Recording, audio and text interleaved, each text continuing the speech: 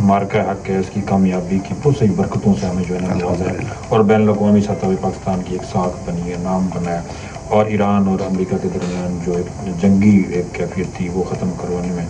پاکستان کے وزیر اعظم شہباز شریف اور فیلڈ مارشل کا بڑا زبردست کردار، اور دنیا نے اعتراف کیا، صرف یہ نہیں کہ ہم پاکستانی یہ بات کر رہے ہیں، دنیا اعتراف کر رہی ہے، امریکی صدر بھی اعتراف کر رہا ہے، اور دوسری جانب ایرانی جو ہے نا حکمران بھی اس بات کا اعتراف کر رہے ہیں کہ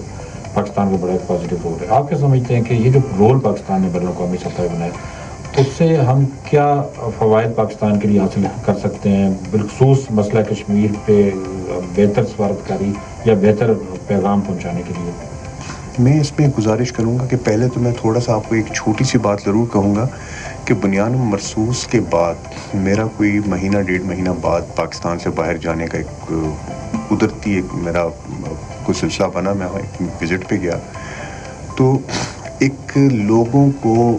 اسرائیل نے جو فلسطین پہ حملہ کیا یا باقی اسلامی ریاستوں پہ حملے ہوئے،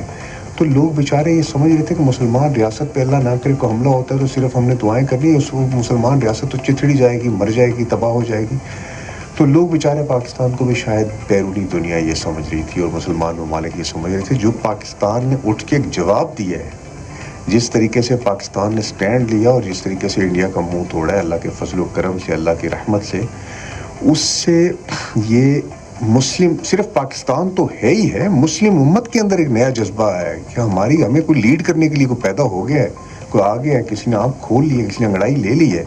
اور اسی طریقے سے وہ اللہ کے فضل سے جو انہوں نے امید کی تھی وہ ایران امریکہ کی جنگ میں واضح ہوئی ہے کہ پاکستان نے سفارتکاری کی ہے، اور پاکستان نے اس کو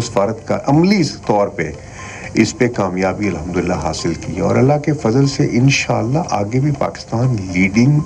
رول میں ہوگا، اور انشاءاللہ پاکستان کو اللہ تعالیٰ بہت عزتوں سے اپنی مزید نوازے گا انشاءاللہ۔